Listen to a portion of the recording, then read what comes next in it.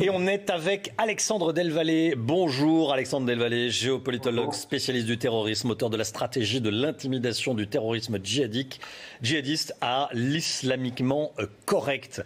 La stratégie de l'intimidation. Déjà sur le profil du terroriste, vous êtes un spécialiste. Il a 21 ans, il est tunisien, il est en France depuis quelques jours seulement. Georges Fenech, ancien magistrat, nous disait à l'instant que le caractère prémédité de son acte ne faisait pas de doute. C'est également votre sentiment ? Oui, ce monsieur qui s'appelle Brahim Ayoussaoui, qui est arrivé de Tunisie via Lampedusa et ensuite via Bari dans les Pouilles, a un profil typique. Apparemment, selon ce qui est possible, je suis d'accord avec le juge Fenech, cet homme est probablement quelqu'un relativement entraîné, qui a un profil qui ne correspond pas ni à un fou qui se greffe sur le radicalisme, mais ça ressemble vraiment à quelque chose qui a peut-être, si c'est pas un réseau, une inspiration derrière lui.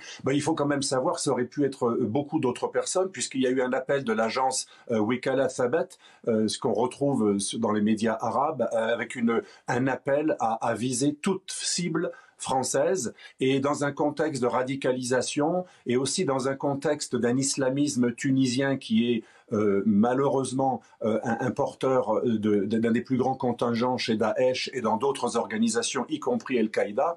Toutes les conditions sont réunies pour que ça soit lui ou un autre, d'ailleurs migrant clandestin ou pas, fasse cet acte, puisqu'il y a aussi tout un foyer d'islamistes tunisiens, déjà même avant le printemps arabe, qui étaient réfugiés à Nice. Il y a véritablement un terreau.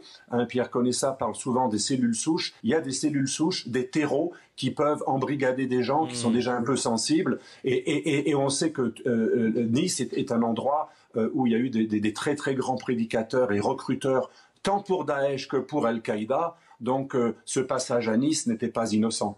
Alexandre Delvalle, ce migrant tunisien est rentré en France. C'est facile de rentrer en France quand on est migrant tunisien sans papier? Oui, parce que quand vous arrivez d'Italie, moi je fais souvent le passage de la frontière, les contrôles ne sont pas énormes, et il y a des endroits non officiels où on peut passer encore plus facilement.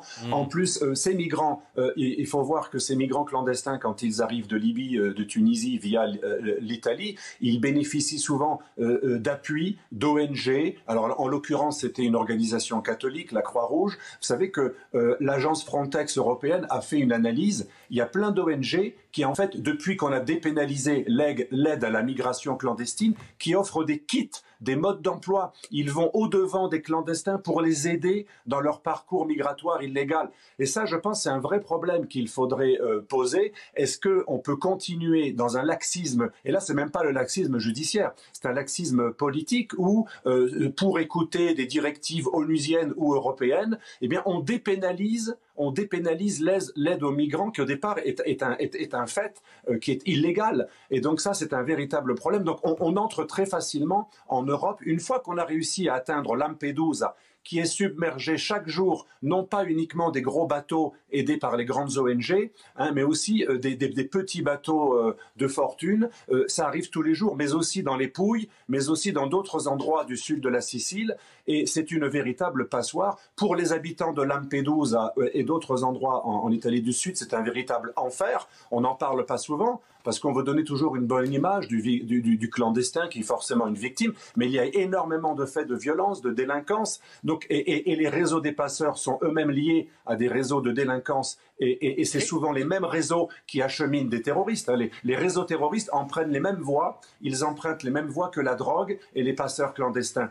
Il y a un véritable problème qu'a souligné Frontex, et je pense que malheureusement on n'écoute pas assez l'agence Frontex, qui n'est pas du tout laxiste, qui a très très souvent alerté sur le laxisme par rapport aux migrations clandestines. Restez avec nous, Alexandre Delvalle. On va regarder. Alexandre Delvalle, qu'est-ce qu'on peut attendre de ce Conseil de défense? Qu'est-ce que vous en attendez?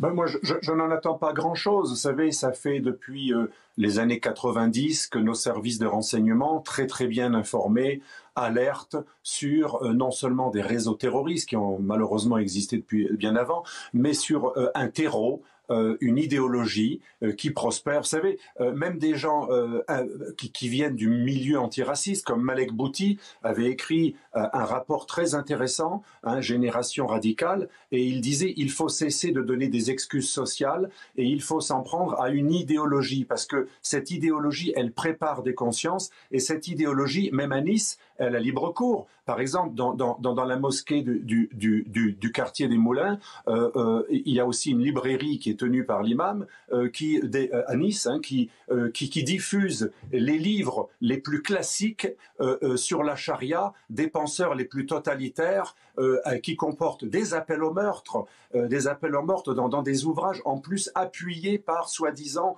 une légalité, une légitimité théologique. Et dans toutes les villes de France, il y a des librairies islamiques, il y a des centres islamiques et des mosquées qui délivrent un message islamiste radical qui comprend aussi le meurtre du blasphème. Et c'est même pas des réseaux islamistes. C'est même à l'intérieur de l'islam officiel, il y a une véritable gangrène, pas uniquement des salafistes, mais aussi des frères musulmans, mais aussi du mouvement Tabligh, mais aussi d'autres mouvements indo-pakistanais et même du Milli Görüş ou du Süleymanji, qui sont plutôt des organisations turques. Il y a plein d'organisations qui n'adhèrent absolument pas à une vision paisible de la religion, mais une vision totalitaire. Et ce terreau-là, on ne l'attaque pas. Même aujourd'hui, on a fermé quelques centres islamiques ou quelques mosquées pour raisons sanitaires. Une ou deux seulement ont été fermées pour des raisons idéologiques, parce que là, on avait relayé des appels au lynchage ou au meurtre. Mais la plupart de ces structures qui diffusent un islamisme totalitaire ne seront pas fermées. Parce que malheureusement, c'est ce qu'on nous dit souvent, la loi, paraît-il, ne le permet pas. Merci beaucoup Alexandre Delval, merci de nous avoir accompagnés ce matin dans la matinale. Géopolitologue, auteur du livre La stratégie de l'intimidation. Voilà, on remonte la une de ce livre. Regardez ces images qu'on vous diffuse de